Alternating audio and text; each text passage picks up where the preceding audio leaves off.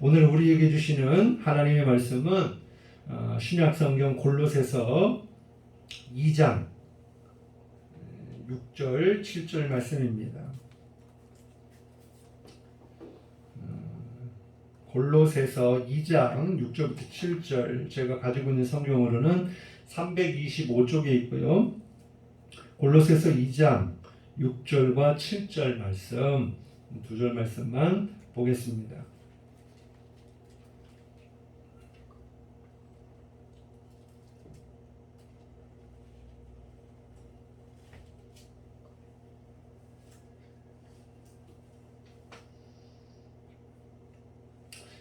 우리 같이 한 목소리로 함께 봉독하겠습니다. 시작. 그러므로 너희가 그리스도 예수를 주로 받았으니 그 안에서 행하되 그 안에 뿌리를 박으며 세움을 받아 교훈을 받은 대로 믿음에 굳게 서서 감사함을 넘치게 하라. 아멘. 오늘 함께 은혜를 나눌 말씀의 제목 한번 따라해 보겠습니다. 그리스도 안에 뿌리를 박으라. 네, 오늘 우리의 믿음이, 우리의 신지가 정말 주님 안에 깊숙이 박히는 그런 믿음의 고백과 결단, 또 그러한 은혜가 있기를 주님의 이름으로 축복합니다. 다윗 현실에 뿌리내린 영성이라고 하는 그 책이 있는데요. 이 책의 또 다른 제목은 영어로 이렇게 해석해 보면 벽을 뛰어넘어 입니다. 언뜻 보면 현실에 뿌리내린 영성과 벽을 뛰어넘어라는 말이 서로 다른, 그런 전혀 다른 말처럼 보이지만 여기서 말하는 메시지는 같습니다. 즉 다윗과 우리의 삶을 비교해 보면서 공통점은 우리가 살아가는 이 땅에서의 삶, 현실에 뿌리를 받고 이제 살아가고 있는 인간의 삶이라는 거죠. 먼저 우리들의 모습을 한번 생각해 보았으면 좋겠습니다. 우리는 지금 현실에 뿌리를 받고 이렇게 살아가고 있는데, 그러다 보니까 우리에게 다가오는 많은 현실의 문제들이 있습니다. 우리가 예상할 수 있는 문제들도 있지만 예기치 않은 문제들이 순간순간 우리에게 다가오죠. 그럴 때마다 우리는 좌절하게 되고 절망에 빠지게 되고 포기할 때가 있습니다. 특히 지금 우리의 현실은 어떻습니까? 이 코로나로 인해서 절망적인 그런 상황이 지속되면서 어떤 이는 오늘날 집도 포기한 사람이 있고, 또 가게도 어쩔 수 없이 포기하는 사람들이 있고, 그리고 자기의 목숨까지도 포기하는 사람들이 많이 있다라는 거예요. 심지어는 이렇게 하고 싶어도 할 수 없고 저렇게 하고 싶어도 할 수 없는, 심지어 포기하고 싶어도 포기할 수 없는 그런 숨막힌 시간들을 보내고 있는 사람들도 많이 있습니다. 얼마 전에 이 다큐멘터리를 보면서 이 소상공인들이 얼마나 힘든가 그 영상을 봤는데, 그 중에 어떤 사람은요, 이제 그 자기가 차린 그런 것을 좀 접으려고, 그만두려고, 가게를 그만두려고 마음을 먹었는데 할 수가 없는 거예요. 물론 그것 때문에 그 다음에 수익이 없는 것도 문제가 되지만, 이렇게 가게를 차릴 때에는 어떤 다른 사람의 그런 공간을 우리가 사가지고 거기서 꾸며가지고 이제 가게를 운영하는 분들이 많이 있잖아요. 근데 이것을 그만두게 되면 다시 원상복구를 해줘야 되는 그런 법이 있습니다. 근데 이 원상복구도요, 그냥 하는 게 아니라 폐기물 처리부터 해서 이게 돈이 또 만만치 않게 들어가요. 그러니까 뭔가를 리모델링을 하고 가게를 이렇게 예쁘게 꾸미는 것도 돈이 많이 들어가지만 철거하는 것도 돈이 많이 든다는 거예요. 제가 대전에서 목회할 때 이제 교회 세가 너무 비쌌어요. 한 달에 70만 원씩 나갔거든요. 교인들은 처음에 이제 생계척을 했기 때문에 한 사람도 없어가지고, 뭐 헌금이 어디 있습니까? 사람이 없는데, 성도가 없는데, 이제 그렇게 시작을 했어요. 그래가지고 어쩔 수 없이 이제 그런 비싼 그런 상가 건물에서 이제 교회를 시작했는데, 이제 월세를 내야 되잖아요. 그러니까 이제 가지고 있었던 차를 팔고, 뭐 여러 가지 이렇게 도움의 손길들을 요청해서, 또 아버지가 이렇게 빌려주고, 이렇게 해가지고 몇 달을 이제 살게 됐습니다. 그러면서 이제 성도들이 한 명 한 명씩 이제 들어오게 됐어요. 근데 어쨌든 이게 말이 70만 원이지 70만 원에 이제 플러스로 전기세나 뭐 물수도세나 뭐 여러 가지 비용들이 계속 발생하게 될 거 아니에요? 그래서 고민하다가 좀 교회를 옮겼으면 좋겠다. 그래서 이제 이전을 했습니다, 나중에. 근데 이전할 때 보니까 이 그 주인이 뭐라고 말하냐면 원상복구를 해놓으라는 거예요. 그러면서 원상복구를 해야 되는데 뭐 한 번도 해본 적이 없고 잘 모르니까 원상복구 하려면 어떻게 됩니까? 얼마가 됩니까? 그랬더니 700을 달래요. 원상복구 하는데. 아니 지금 월 70만 원 내는 것도 어려운데 철거 비용으로 700을 내놓으라고 하면 어떻게 해요? 그런 것처럼 지금 이 소상공인들 가운데 철거를 하고 싶어도 그만두고 싶어도 이 철거 비용이 없어가지고 못 그만두는 거예요. 그러면서 새는 또 계속 나가게 되고. 그러니까 이렇게 포기하고 싶어도 포기할 수 없는 아주 숨막힌 그런 사람들이 지금 많이 있다라는 겁니다. 그런데 이러한 이야기들이요, 꼭 남의 이야기로만 생각할 수는 없다는 거예요. 현실의 뿌리를 받고 사는 모든 인생들의 이야기입니다. 어쩌면 당장 내일이 아니더라도요, 건너가면 우리의 친척이 그럴 수 있고 우리의 먼 곳에 살고 있는 우리 자녀들의 이야기일 수도 있습니다.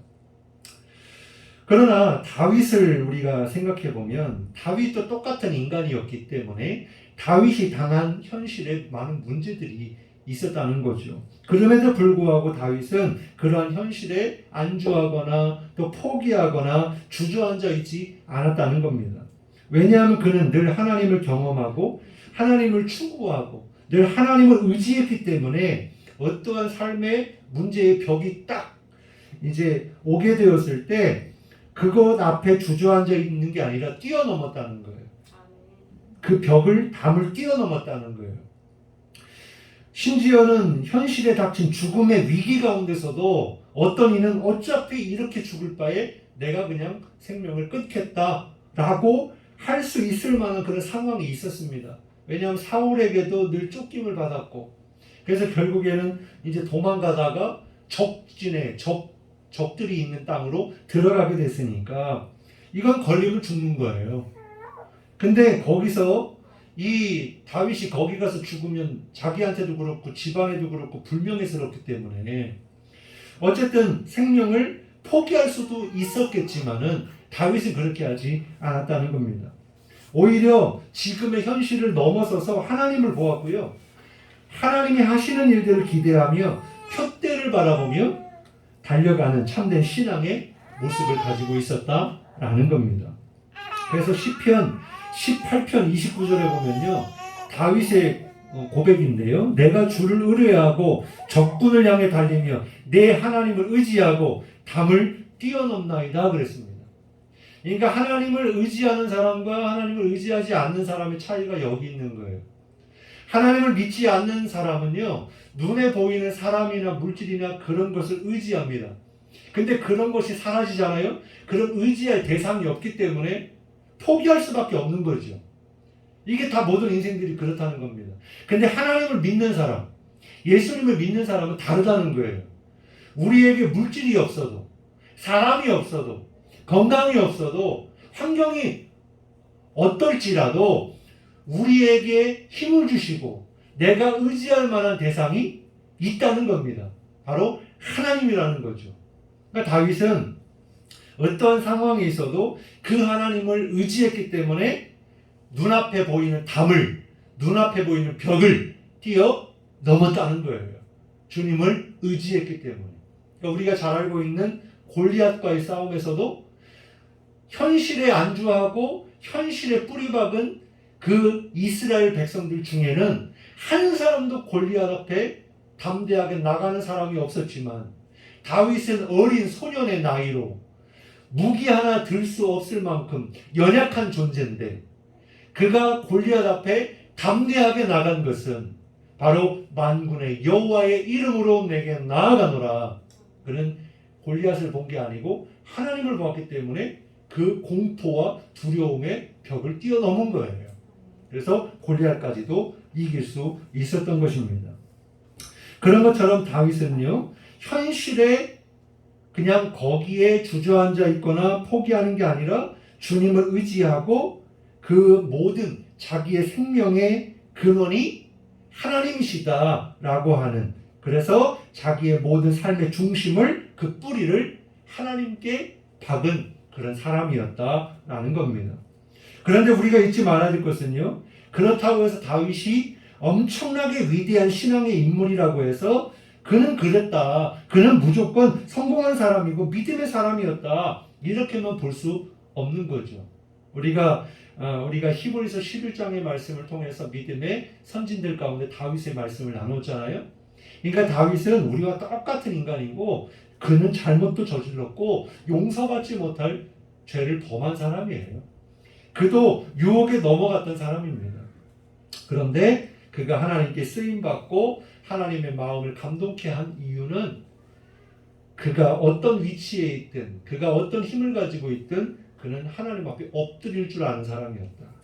회개할 줄 아는 사람이었기 때문에 하나님이 그를 통하여 역사하신 것이다 라는 거죠. 어쨌든 자신의 모든 근원을 세상에 두지 않고 사람에게 두지 않고 하나님께 두었다는 겁니다. 그렇습니다. 하나님은요, 우리에게 예수 믿었다고 우리를 무조건 천국으로 가는 지름길로 인도해 주셔서 하나도 어려움이 없거나 고난이 없거나 고통이 없는, 그렇게 우리를 인도해 가시는 분이 아니라는 거예요. 우리는 모두 연약하지만 하나님이 우리에게 임하게 되는 환난이나 고통의 삶을 통해서 주님이 나타나십니다. 나를 의지해라. 내가 너를 건져주리라.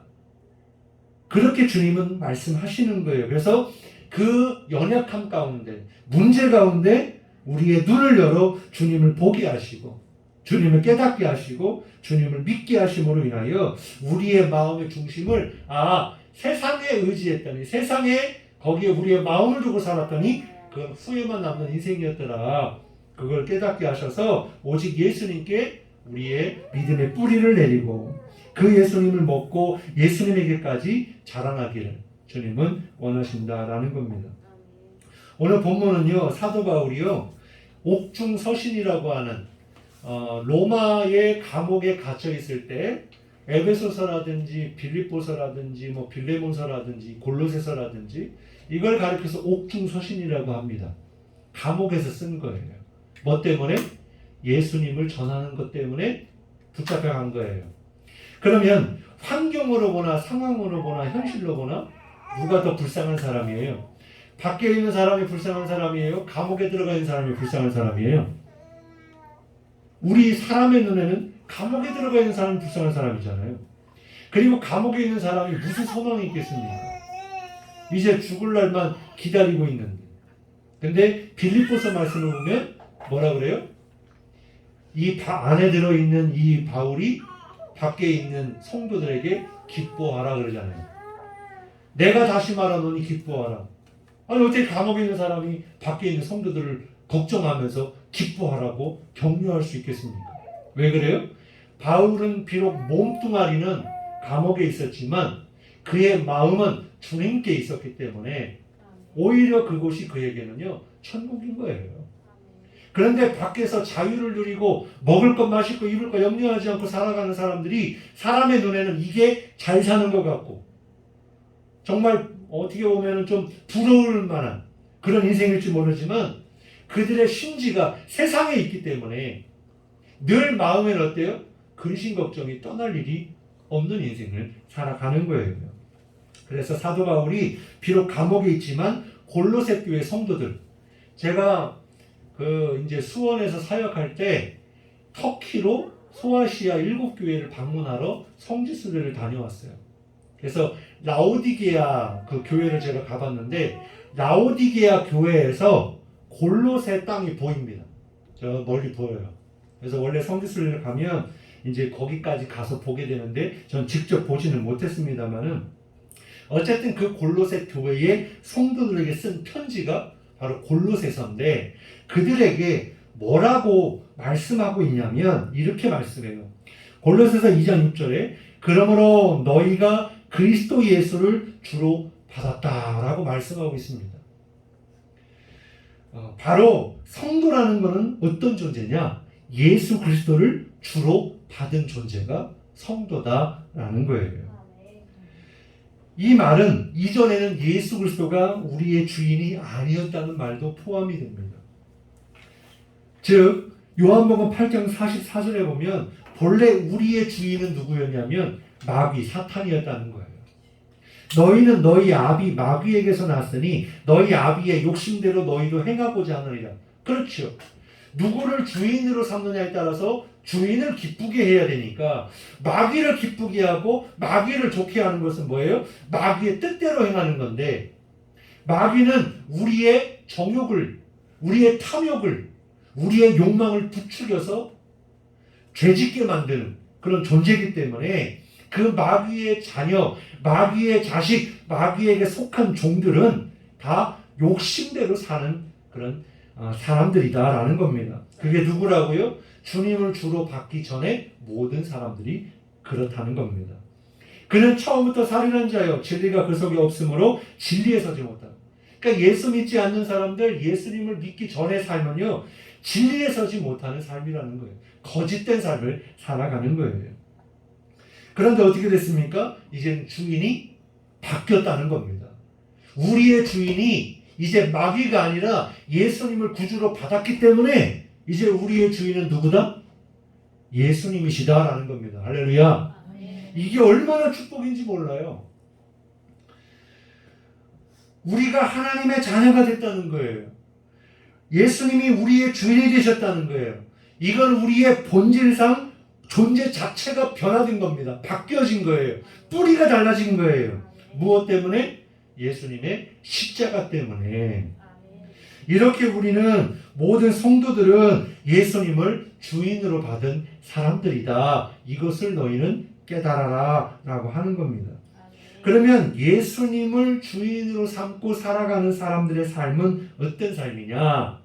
첫 번째로 주님 안에서 사는 겁니다. 아까 말씀드린 대로 마귀에게 속한 자, 마귀의 자녀들은 마귀가 원하는 뜻대로 어떻게? 자기의 욕심대로 살지만, 욕심으로 살지만 우리는 주님의 사람들이기 때문에 예수님께 속한 사람이기 때문에 우리는 예수님 안에서 모든 일을 행하는 사람이다 라는 거예요. 그러면 우리가 이 땅에서 살지만 세상에 믿지 않는 사람들과의 삶과 우리의 삶이 달라야 된다는 거예요. 그죠? 분명히 마귀에게 속한 사람의 삶과 예수님에게 속한 사람의 삶이 분명히 다르다는 겁니다. 왜? 우리가 누구 안에서 누구의 뜻대로 살아가는 것이 다르기 때문이죠. 우리는 주님 안에서 행하는 겁니다. 그래서 6절 하반절에 보면 이렇게 말씀해요. 그러므로 너희가 그리스도 예수를 주로 받았으니 그 안에서 행하라 이렇게 말씀하고 있는 겁니다.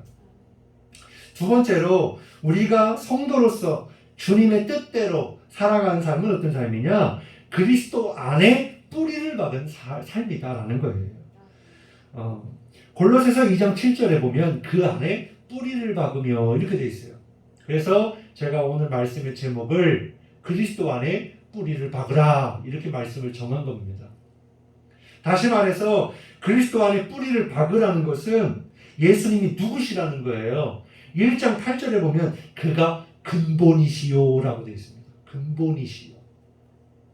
또 1장 23절에 보면 믿음에 거하고 오늘 본문 2장 7절에 뿌리를 박으며 이 말은 뭐냐면 우리의 삶의 기초가 뭐냐? 우리가 누구 위에서 서 있는 것이냐? 우리의 삶의 중심이 예수 그리스도 안에 있다라는 의미입니다. 여기에 뿌리를 박고 사는 거예요. 그러면 어떤 일들이 일어날까요? 주님께 뿌리를 박으면 이 세상에 어떤 풍파가 우리에게 몰아치더라도 우리는 어떻게 한다? 흔들리지 않는다는 겁니다. 왜? 기초가 튼튼하기 때문에. 우리 주님을 뭐라 그래요? 반석이시다 그래요. 반석. 여러분 나무를 생각해 보면 쉽게 이해할 수 있어요. 나무가 크고 잎이 풍성한 나무의 특징이 뭡니까? 바로 뿌리를 땅에 깊이 박힌 나무라는 겁니다. 뿌리가 땅에 깊이 박히지 않고서는 절대로 이 나무가 커질 수 없고 그런 풍성한 그런 잎사귀와 열매를 낼 수 없는 거예요. 왜냐하면 땅에 뿌리를 박지 않으면 얕으면 금방 넘어지기 때문에 그렇습니다.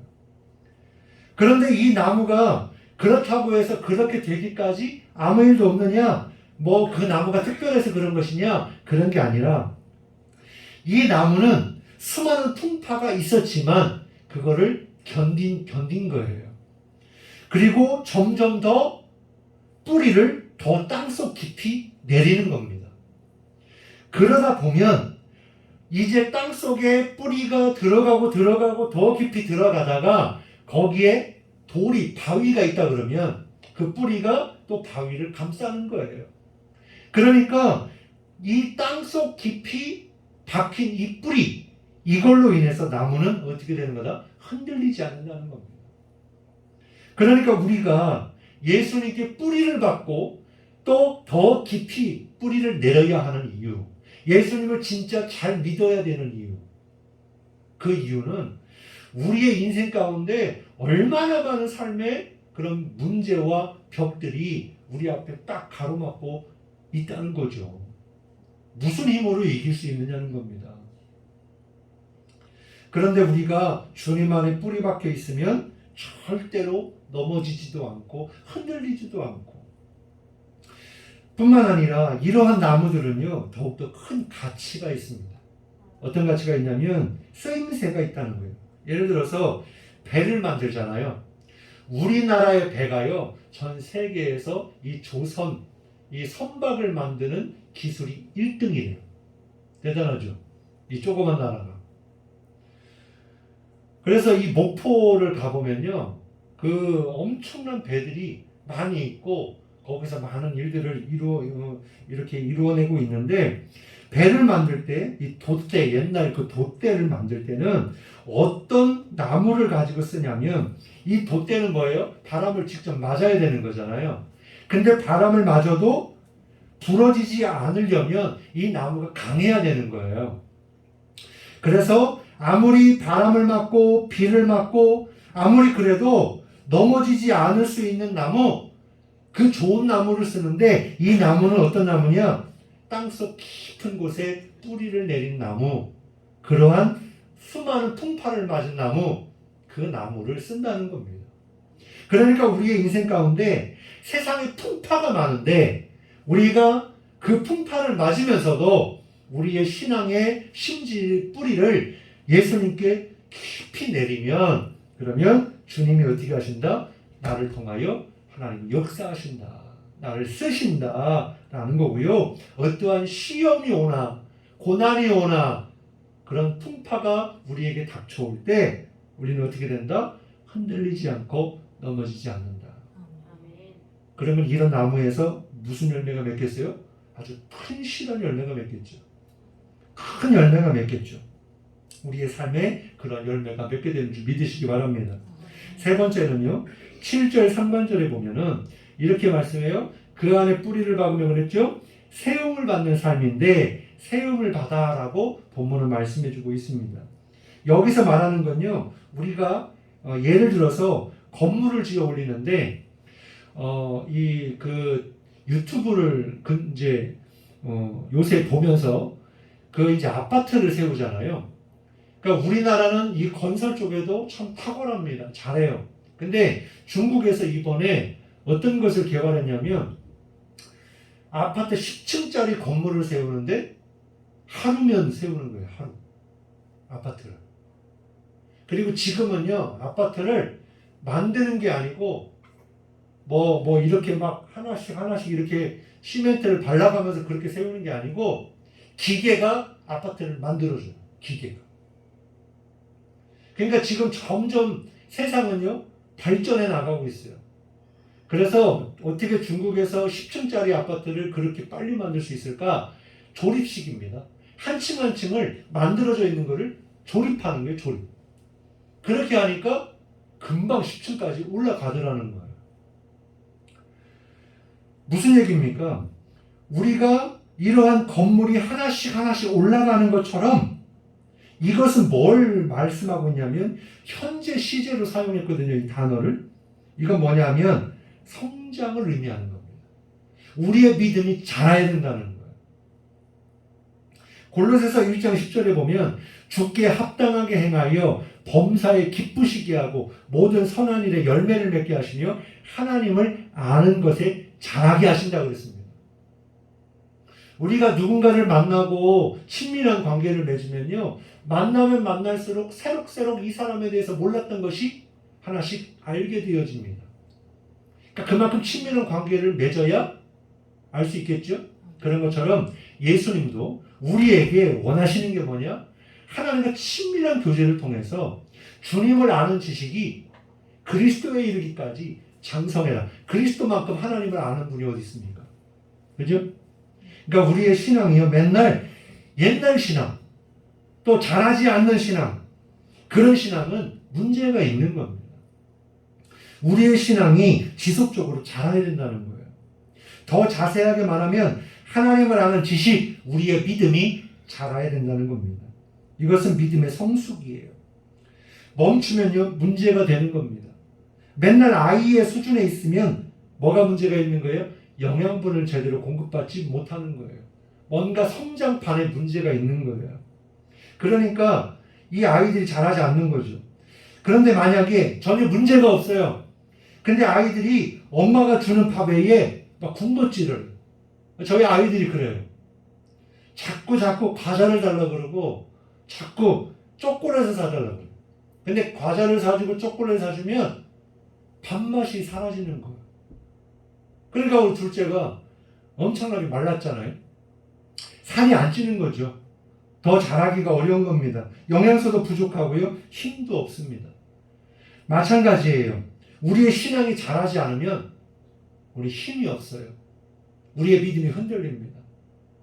그리고 있는 믿음까지도 사라져버려요.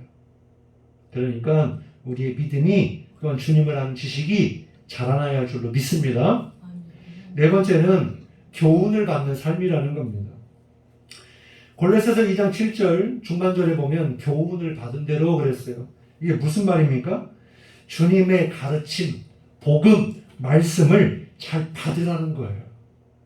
우리가 예배를 왜 소중하게 여기고 왜 하나님께 예배를 드려야 되는가? 물론 그 핵심은 주님을 만나는 것이고 주님의 이름을 높여드리는 것, 주님께 영광 돌리는 것에 있지만 우리 기독교 개신교의 핵심은요, 말씀이거든요. 말씀 중심이거든요.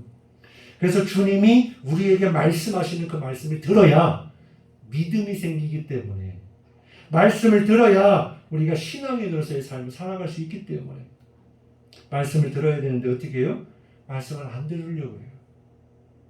그러니까 맨날 내가 듣고 싶은 말씀만 듣고 또 말씀을 듣지 않고 하다 보니까 제대로 하나님의 말씀이 깨달아지지 않고 주님이 말씀하시는 교훈을 따르는 게 아니라 세상의 교훈을 따라 살더라라는 겁니다. 골로새서 2장 8절입니다. 누가 철학과 헛된 속임수로 너희를 사로잡아 주의하라. 이것은 사람의 전통과 세상의 초등학문을 따르며 그리스도를 따름이 아니니라 그랬어요.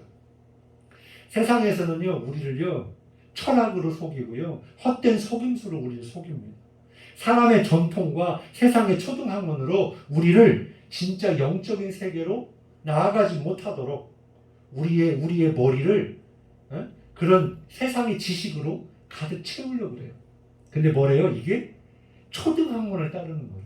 초등학문. 진짜 진리는, 생명의 그런 말씀은 바로 예수님이시고 예수님의 말씀입니다. 그렇기 때문에 어떻게 되느냐? 하나님의 말씀을 소중하게 여겨야 되는 거예요. 하나님의 말씀 설교를 잘 들어야 된다는 거예요. 우리 권사님들 사실 문제 없어요. 우리 권사님들은 어쨌든 모든 예배와 말씀을 사모하시는 분들이잖아요. 그죠? 그러니까 이 말씀을 잘 듣고 그리고 마음에 새기고 그리고 말씀을 따라 순종하는 그런 여러분 되시기 바랍니다. 그리고 다섯 번째는 믿음에 굳게 서라라는 거예요. 여기서 굳게 서라라는 건요, 확고하다, 확증하다, 확립하다라는 의미입니다. 뭐냐면 이왕 믿는 거 진짜 믿으라는 거예요. 제대로 믿으라는 거예요. 확실하게 믿으라는 거예요. 어설프게 믿으면요, 신앙이 잘못 들어가는 경우가 있어요. 왜 우리가 이단에 빠지는 줄 아십니까? 왜 우리가 예수 믿는다고 고백하고 세례받고 집사가 되고 권사가 되고 장로가 됐는데 왜 교회를 안 나오느냐? 그것은 믿음의 확신이 없기 때문에 그렇다는 겁니다. 믿음이 확고하면 다른 것이 와도요, 딱 분별할 수 있기 때문에 넘어가지 않아요. 아무리 신천지 할아버지가 와가지고 내가 성경 알려줄게, 웃기지 말라고 그래. 여기 성경이 있는데 그럼 왜 가는 거예요? 성경을 모르니까 거기 가서 배운다는 거예요. 그럼 지금까지 하나님의 말씀을 어떻게 배웠냐는 거죠. 그리고 나에게 붙여주신 목사는 뭐 하는 사람이냐라는 거예요. 내가 모르겠으면 목사님한테 가가지고 들들 볶으세요. 목사님, 저에게 좀 말씀 가르쳐 주세요. 근데 그런 성도가 없어요. 그렇게 하지 않고 자기가 판단해서 우리 목사는 설교를 못하네, 그래놓고 자기가 이거 채워지지 않는 거를 다른 데 가서 찾다가 잘못 걸려가지고 이단에 빠지는 거예요. 믿음의 확신만 있으면, 굳건한 믿음만 있으면 함부로 좌우로 치우쳐지거나 넘어가지 않습니다. 할렐루야. 그러니까 예수님을요, 똑바로 믿으시고 제대로 믿으시고 잘 믿으시기 바랍니다. 마지막입니다. 오늘 본문의 마지막 7절 하반절에 보면요, 감사함을 넘치게 하라 그랬습니다. 감사함을 넘치게 하라. 앞에 말씀드린 예수 그리스도 안에 뿌리를 받고 주님으로 세움을 받고 교훈을 받아야 또 믿음 위에 굳게 서 있으면요, 그러면 모든 것에 감사하는 사람이 됩니다. 그렇잖아요. 감사는요, 늘 좋은 일만 있어서 감사하는 게 아닙니다. 세상에 풍파를 맞아도 감사하고, 감옥에 갇혀도 감사하고, 뭔가 나에게 뭔가 안 좋은 문제가 생겨도 하나님께 감사할 수 있는 믿음은 예수님께 우리의 모든 근원을, 모든 것을 예수님께 뿌리를 박을 때 가능하다는 거예요. 왜냐하면 눈앞에 보이는 게 다가 아닌 것을 알기 때문이죠. 사랑하는 성도 여러분, 우리에게는요, 어떻게 감사하느냐? 그럼에도 불구하고 감사입니다. 현실 속에 주님을 보기 때문에 감사가 나옵니다. 현실의 벽을 넘게 하시는 믿음의 용기를 주시기 때문에 감사합니다. 또한 현실의 문제 너머에 있는 터널이 끝나고 나서의 그런 소망을 우리에게 주시기 때문에 감사합니다. 그렇기 때문에 우리는 모든 것에 감사함이 넘친다는 거예요. 그러한 믿음의 삶이 우리의 삶이 될 수 있기를 주님의 이름으로 축복합니다.